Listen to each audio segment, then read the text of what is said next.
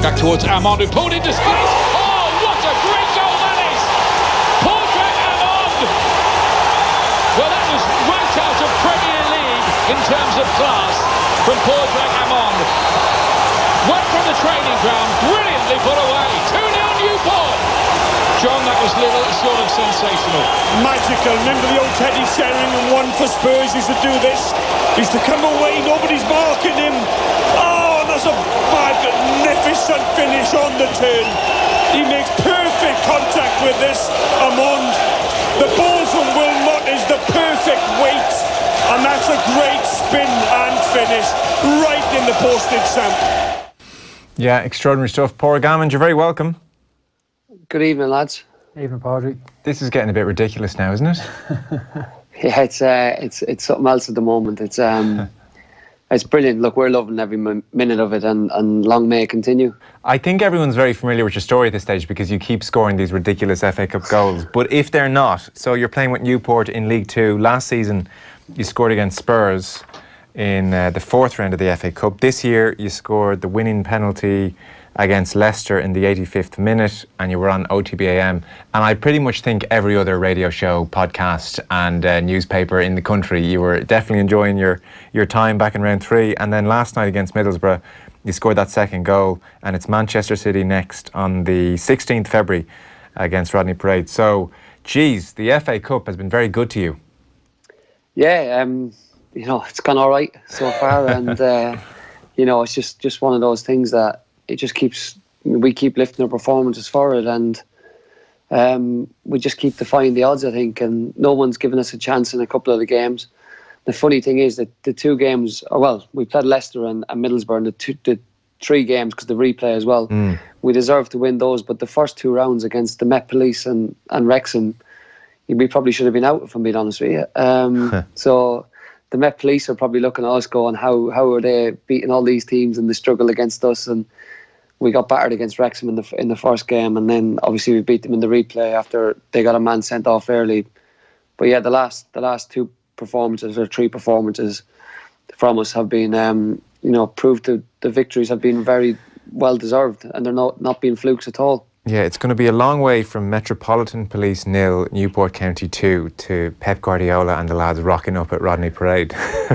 Yeah, that's it is a bit surreal. Like when you just sit back and you look at it, and you see, we were chatting about when we had Leicester in the third round. There was only one game in between the Met Police and Leicester. Now, obviously, the Met Police are a few divisions below us, and now we're playing the champions of England. So, yeah, it's been a bit crazy in the last few months. Padraig, we were trying to watch as much as the game as we could last night. Me and Joe were working on the radio here in Dublin. Weather conditions were absolutely atrocious, but of the two teams out in the park, you seemed to handle the conditions very well, from what I could see. Didn't overplay in the wrong areas of the pitch. Got the ball back to front as quickly as possible, got the ball into wide area, got some good quality delivery into the box, and really kind of smart play, I thought, from you, certainly from the chunks of the game that I watched. What was the actual game plan going into the game yesterday?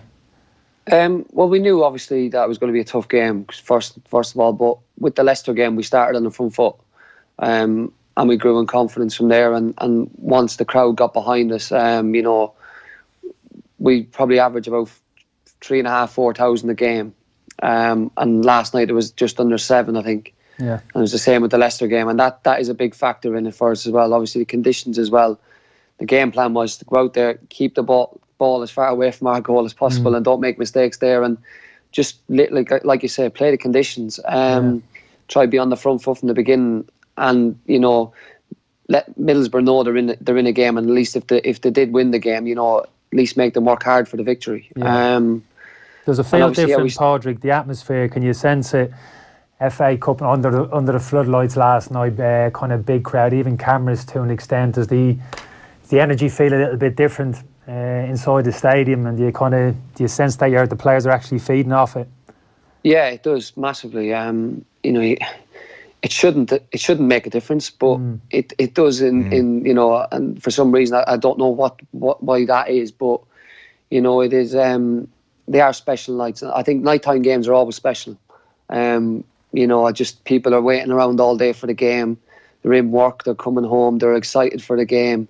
And you know, that's obviously it all built up to yesterday. And you know, thankfully we did, you know, we played really well last night. The pitch looks not the best, but there's been 55, 56 games on that this season with the two rugby teams we share with. So it wasn't too bad for that, but it actually plays all right. There's a true role on the pitch, so you know, credit to the ground staff for what they've done with it. You know, but I'll be honest with you, I don't think Middlesbrough fancied it last night. We were out warming up. You know, we were out warming up for about 10-15 minutes before they came out, and we sensed that. And you know, we had a little chat amongst ourselves and looked. It said, lads, if there's ever a chance we have of, you know, making a name for ourselves and getting to play against Man City, because that opportunity doesn't come around very often for a League Two team. Well, even Messi can't do it on a wet night in Rodney Parade. You know, it's not the most fun place to go to. So I'm sure. Look, it was. It's kind of a miserable evening for them, and they're away, and they're probably thinking we should have won the first leg. And you know, you can kind of see how it was just hassle for their team, even though it is an FA Cup fourth round on such a huge occasion. Can we talk to you about your goal, because that, you know, that must have been an unbelievable moment. So clearly, it looks like it's straight from the training ground. Is that a move that you've done before on the pitch? Was it just dreamt up this week in training, or is it kind of one that you've had in your locker for a while now? No, we've had that one in our locker. We've done it a couple of times. The majority of the time it's happened on the other side. I won't tell you the other player that's supposed to do it on the other side, just in case anyone's listening. But I think Wayne Hatswell, who was the assistant manager, he draws up the set pieces, and in the FA Cup so far, and in all the league games, you know, we've had some quite inventive ones that have come off or just about come off, whether the keeper's just made a save at the end. And we work really hard on it. And look, when you're a team that's playing it, someone 2 divisions above you, or a Premier League team like we have in the last couple of rounds, set pieces are massive, because it could be the best chance you have of scoring. Yeah, it might be the only chance you have of scoring. So we have to work really hard on them. And we worked really hard on them. We had a few different ones in the first half that we done, and then on half time we switched it up and said, look, first one we get either side, we're going to do this. Right.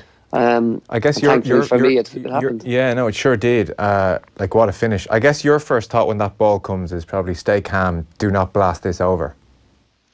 Yeah, it's funny because the night before, because I coached the under-16s at Newport, I was coaching the striker to do that kind of movement for a ball that's being cut back, and telling him all the things you should be doing. And when it was coming across, it's weird how everything slows down, and in your head all these things are coming. You're like, oh, please don't mishit this now, after trying to tell that young fella what to do last night. Don't make a mistake here.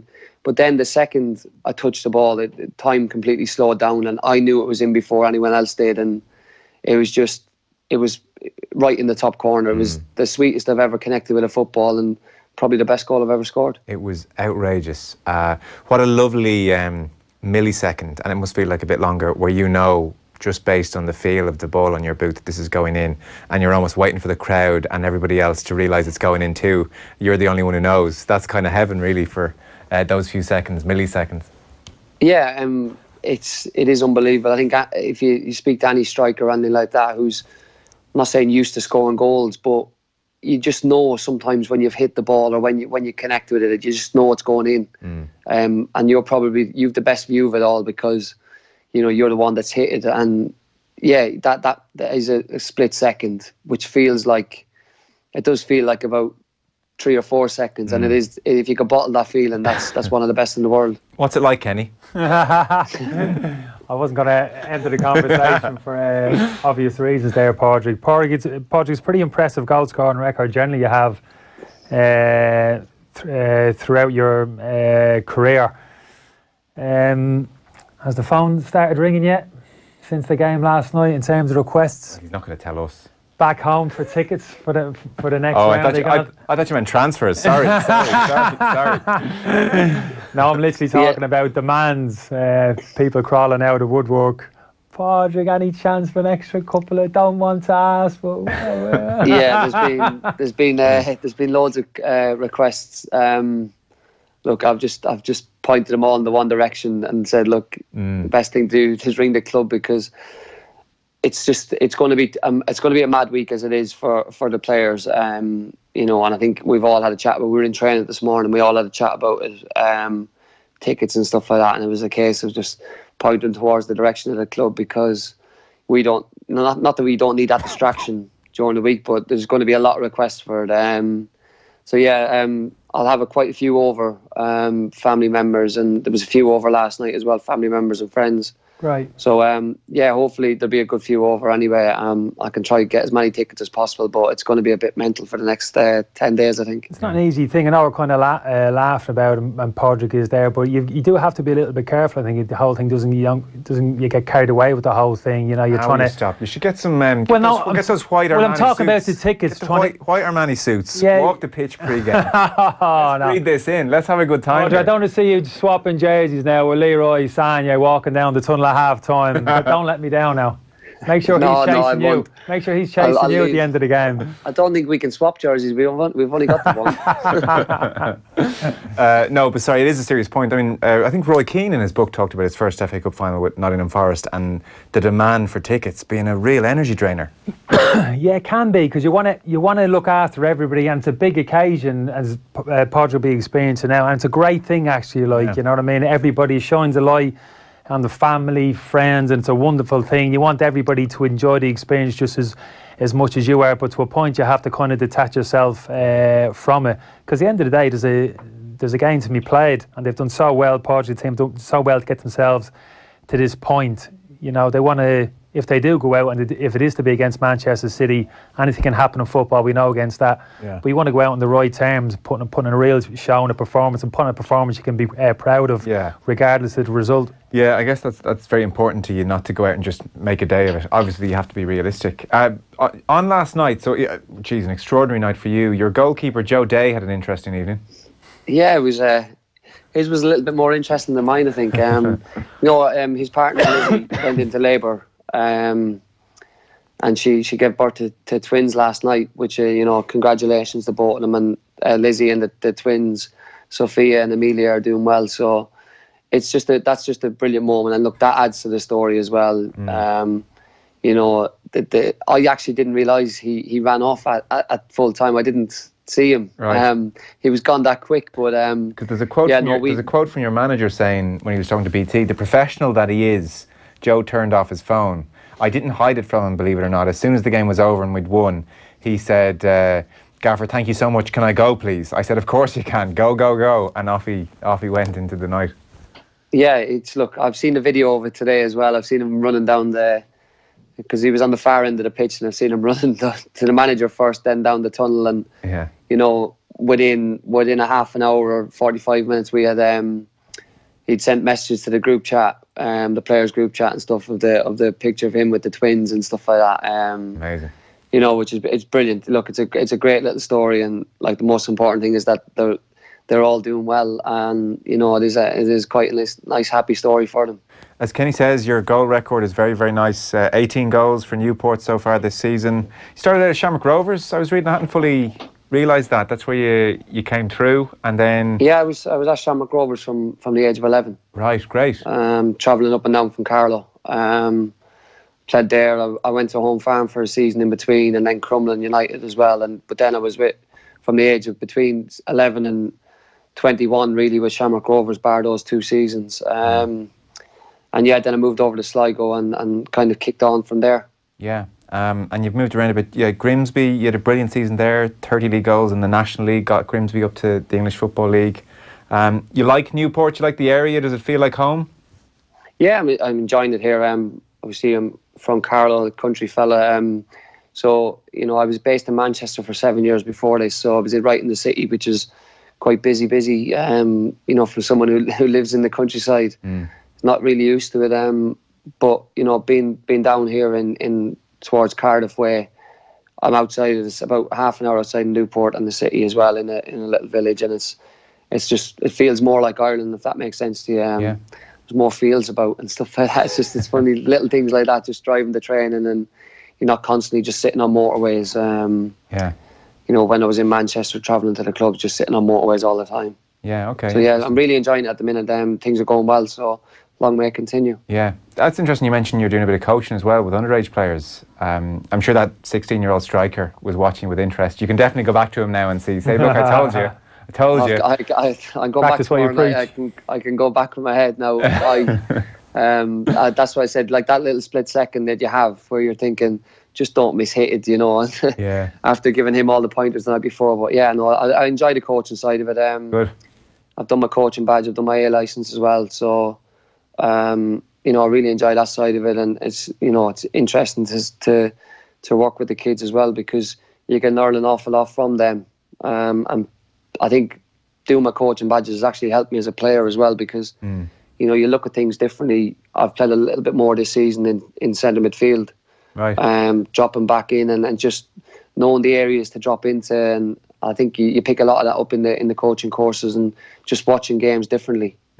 As a matter of interest, so some of the advice you're giving this 16-year-old when the ball's bobbling towards you, and maybe in, you know, a millisecond, some of the advice is in your mind. It would be interesting in a parallel universe to see, would you have hit the ball as sweetly if you hadn't been working on that very thing with your man the night before?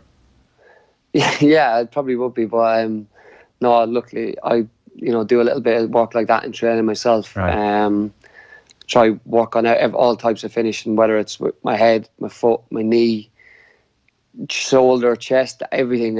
You know, because you never know when the ball is going to bobble in the right areas, and you have to be ready for it. So, so yeah, but it would be interesting to see that. All right. Stay with us 30 seconds. There's a full-time report I'm sure you're even more interested in than usual now. We'll go over to Shane Pennington at Goodison Park.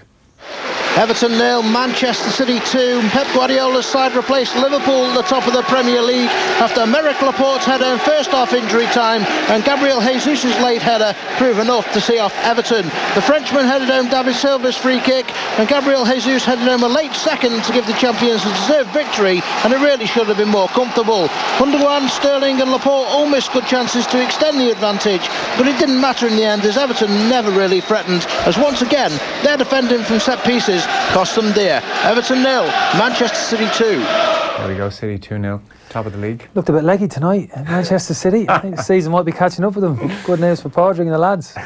I saw your manager joke, well, of everyone behind the ball. I mean, I'm sure he won't quite do that, but he was very respectful of what you're up against, very realistic, was talking about like Pep Guardiola being, you know, his hero along with Jurgen Klopp, really. So, like, that's what you're kind of talking about. The experience of Spurs last year, was it a little bit strange face to face with household names? Do you get a touch starstruck at any point in the whole experience, the whole evening? I'm not say starstruck or anything like that, but it is different than what you're used to day. I remember the Spurs game last year, and the pitch was a bit bubbly again, and after about 10 seconds I think Vertonghen wrapped the ball in as hard as he could at Harry Kane, and his first touch, he played a one-touch pass out to the wing to Sissoko, and after 10 seconds you're thinking, oh, this is going to be a long night. You know, the quality those players have is unbelievable. You know, look, let's not make any bones about it. We're playing the Premier League champions at the minute, and you know, probably one of the best teams in world football, and they have some of the best players in the world as well. It's going to be a difficult game. We're going to need a lot of things to go right for us on the day, and we're going to need a lot of luck as well. But at the end of the day, anything can happen. You know, it's an opportunity for us to go out and just, first of all, make ourselves proud of a performance we put in. But then we have to go out on the pitch and believe that we can get some sort of a result as well, because otherwise there's no point actually turning up, because, you know, as Kenny said, the occasion can just go past you then, and miracles do happen. So why not? Why can't we possibly be one of those miracles? Absolutely. Well, listen, the very best of luck. It's a long way from Carlo to Match of the Day and FA Cups and Manchester City, so we'll be keeping an eye on that one. That's the 16th of February, 5:30. So you're under floodlights again, you're under lights again. So, I mean, it's just going to be amazing. What's the capacity at Rodney Parade? I think last night it was sold out. I think it was just under 7,000, but right. They're on about putting additional seating in behind the goal. They've done it last year for the Spurs game, and I brought it up to about 10,000. That'd be just for your extended family, Padraig, then. It could be, yeah.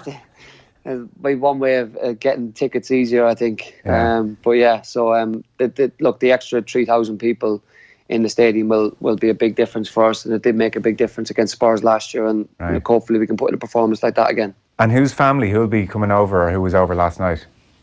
Well, my fiance's brother was over with his girlfriend, and another friend of ours was over as well. So there was a few there, and I had a cousin of my father's cousin who lives over in Wales as well. She was there last night, so it was brilliant to have those people there for obviously one of those magical nights. Yeah. Well, listen, well done. I mean, what a goal to score! It was just phenomenal, and keep it going. I guess enjoy the 16th of February. We'll probably chat to you at some stage around it, or someone will be in touch. I'm sure lots of people will be looking to see how you get on. But congrats again. Amazing stuff. Enjoy it. Thanks very much. Great talking to you, Cheers. Padraig. Good luck. Padraig Amond there.